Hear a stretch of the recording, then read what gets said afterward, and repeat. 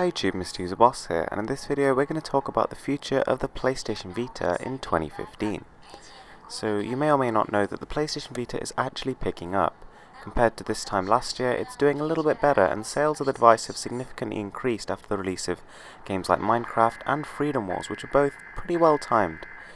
So yeah, Freedom Wars went down really well, and Minecraft also pretty well, so those two games are very well received, and the reviews are good, and they've actually picked up sales significantly.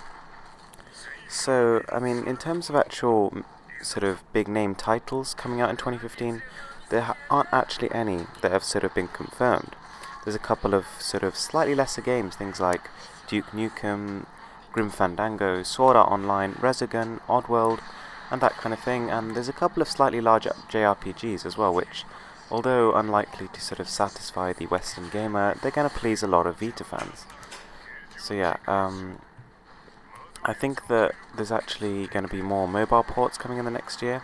You know, games like Jetpack Joyride Deluxe, which was just released the other day.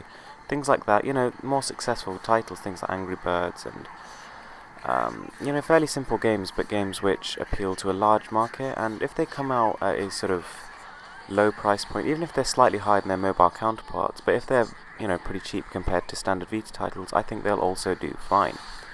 You know, clearly those aren't going to sell systems, but they keep owners sort of ticking over. So Sony has also claimed that a lot of the Vita's success is down to PlayStation 4 connectivity, and apparently a really high proportion of Vita owners actually use the feature, so yeah, this is probably another factor to consider. Having said that though, the service hasn't really been improved much since launch, and there's still plenty of connectivity issues and some issues with the quality of the stream. You know, a service like Nvidia's Game Stream actually works better in my opinion, and considering that is a significantly less used feature for a niche device, I'm quite surprised. In terms of a possible PlayStation Vita 3000, I'm holding out my hopes. I mean, I think that there's a good chance that Sony will release a at least slightly refreshed model, you know, within the next year or maybe 2 years.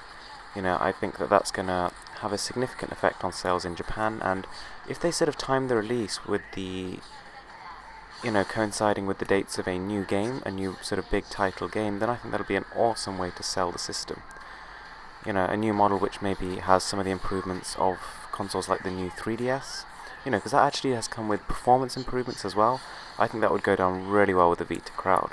We want something which perhaps has a slightly larger display, something which is a bit more comfortable to hold, and something with better battery life. If it feels a little bit more premium, then that'll also be pretty useful. So something which has actually been pretty interesting, which has come up, is that Sony Bend Studios are actually working on a new Vita title. So a job listing came out where they were searching for new applicants, and the job description stated that they were basically working on a PlayStation Vita title. And you may or may not know that the last game these guys created was the incredibly well received Uncharted Golden Abyss. So I mean, these guys are not going to be messing around. If they are making a Vita title, it's going to be a big budget first party game. So I mean, yeah, this is pretty exciting. So it means that, sort of contrary to the UK boss's claims, the Vita is not losing first-party support, and it means that we could be seeing some pretty big-budget games coming down in the future as well, if this one does well. As for what game it could actually be, I'm not going to try and guess. I doubt it'll be Uncharted, but that is a possibility that we must consider. Nonetheless, it'll be an incredibly polished, impressive graphically, and smooth-running game, that's for sure. But in terms of how much I'm actually enjoying the Vita myself, I have to say it's a bit mixed.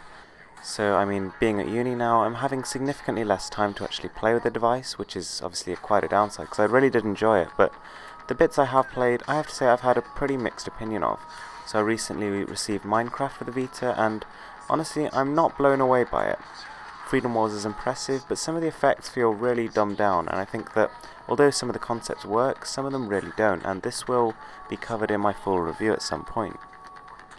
I was disappointed to see that their frame rate drops even in 2D games like Child of Light, and I mean, being on a sale, I managed to go and buy the £7.19 complete collection, which contained the game and 7 DLCs, and yeah, even sort of this amount of time after its release, there have been no patches or any such thing which helped to improve the frame rate, which, you know, it's not awful, but the fact that it even stutters a bit is kind of embarrassing.